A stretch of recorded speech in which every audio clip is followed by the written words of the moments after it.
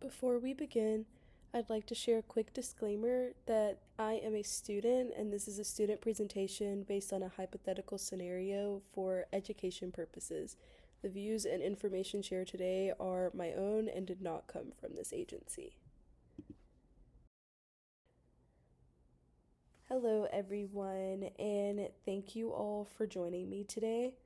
My name is Gabby Hobbs, and I am an environmental health specialist with the Arkansas Department of Environmental Quality, and I am housed in the Hazardous Waste Division.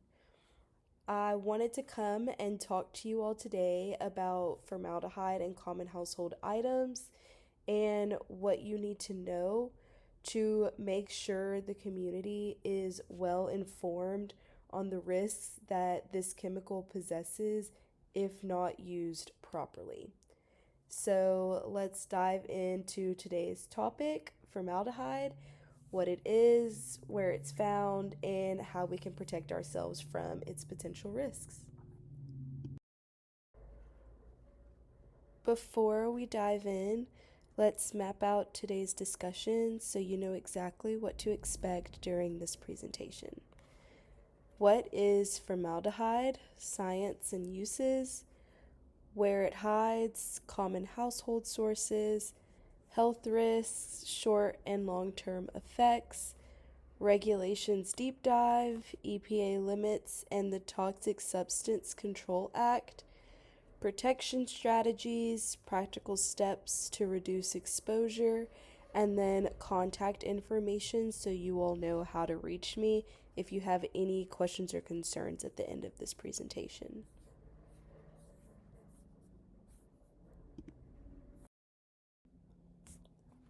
First, let's define formaldehyde.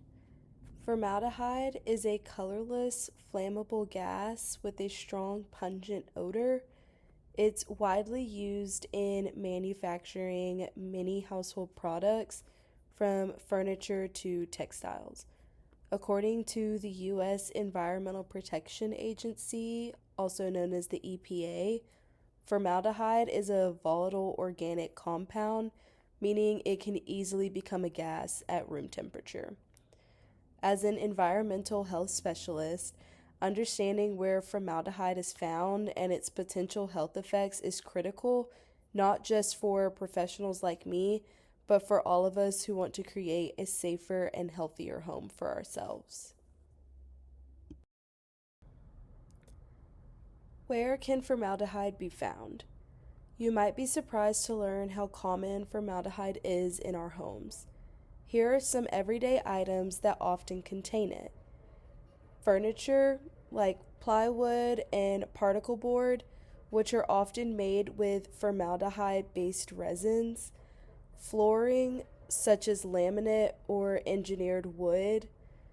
Building materials, like insulation, adhesives, and paints. And even textiles, including clothing and drapes, especially those labeled wrinkle resistant or stain proof, as they're often treated with formaldehyde based finishes.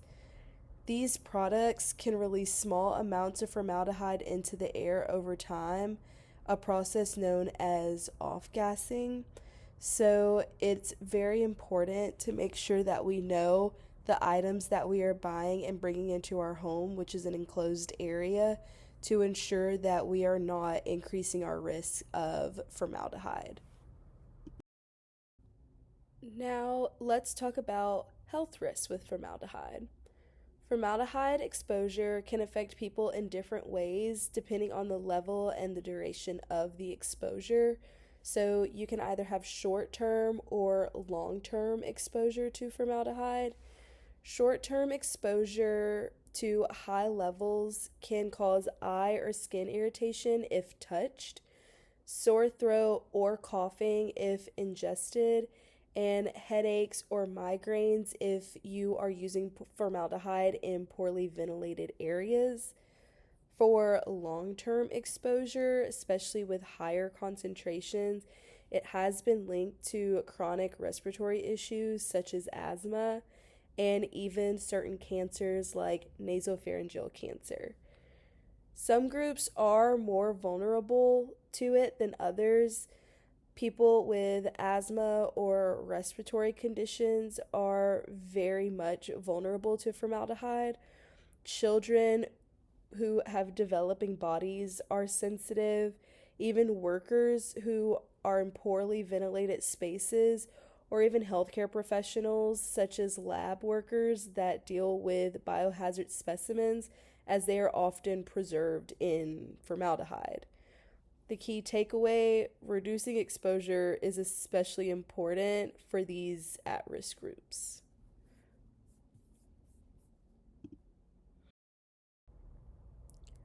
Regulations and safety standards. Thankfully, the EPA has guidelines on formaldehyde exposure and safety limits in place to protect us.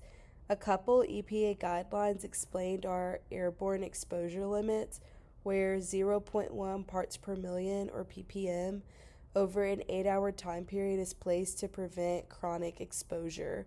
So, places like your workplace where you are in an enclosed area over a long period of time.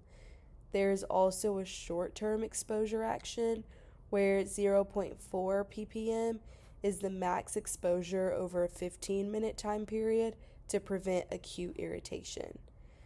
Manufacturers measure formaldehyde emissions from different products to ensure that these levels are contained. For example, Polywood must emit less than 0.09 ppm to meet EPA standards. The only problem with this is these tests are done in controlled labs. So, here in the real world, conditions like a hot, humid Arkansas summer can increase off gassing. So, that is why it's super important to ventilate when you're in areas with formaldehyde. There are also regulations for manufacturers as well.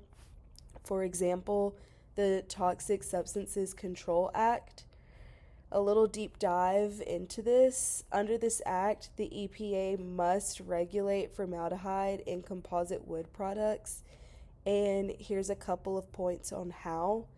Labeling requirements. So products must be labeled STSCA Title VI compliant. Third party certification.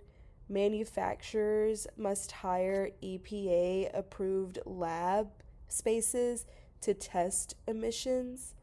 And enforcement: fines up to $37,000 per violation can be awarded if you are selling non compliant flooring. So, the criticism that you kind of hear: TSCA doesn't cover really all formaldehyde sources like textiles or cosmetics.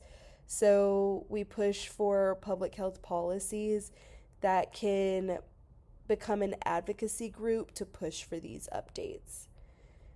Here are some practical steps to reduce exposure. Try to choose low formaldehyde or formaldehyde free products when possible. Improve ventilation in your home, so open windows or use fans.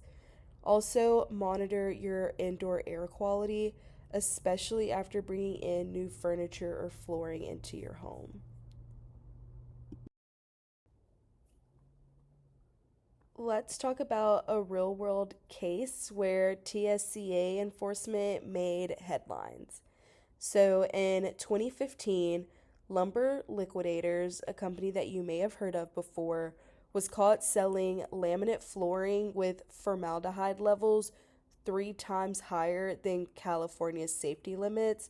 And California is known for having some of the strictest laws in the United States when it comes to these kind of products. So, what happened? First, just the hidden danger of it all. Their flooring emitted formaldehyde that had such high levels it increased the risk of cancer. So, the EPA model showed a long time exposure could cause 6 to 30 extra cancer cases per 100,000 people.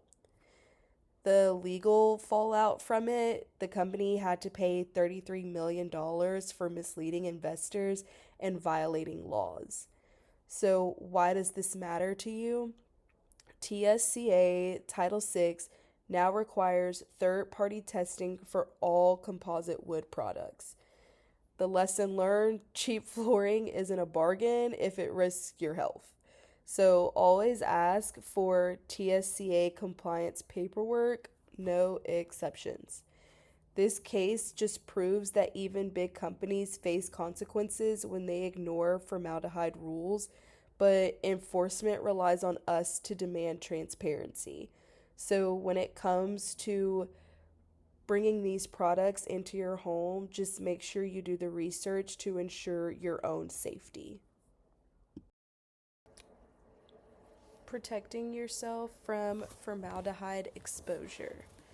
Tips for reducing exposure at home. 1. Ventilation. Open windows and use fans, especially when installing new materials. 2. Shop smart.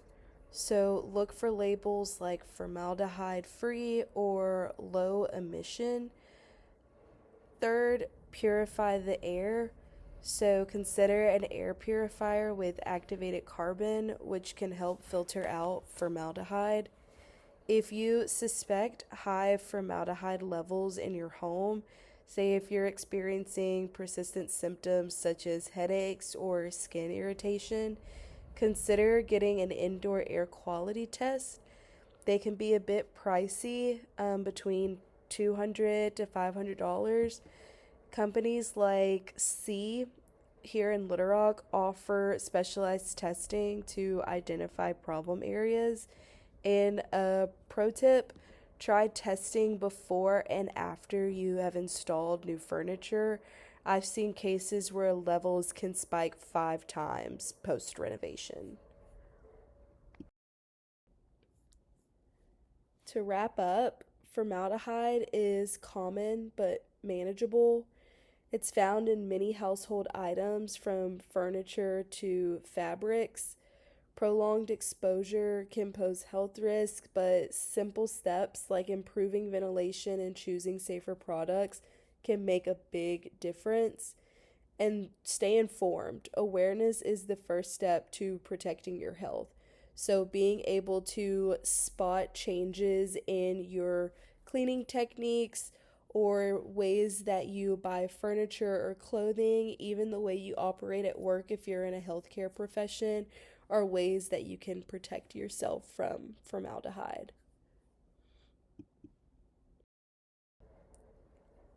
And that's the end of my presentation.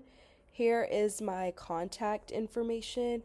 Feel free to contact me with further questions that you may have from the PowerPoint or even concerns. My name is Gabby. This is my email address and my phone number. I work with Arkansas Department of Environmental Quality.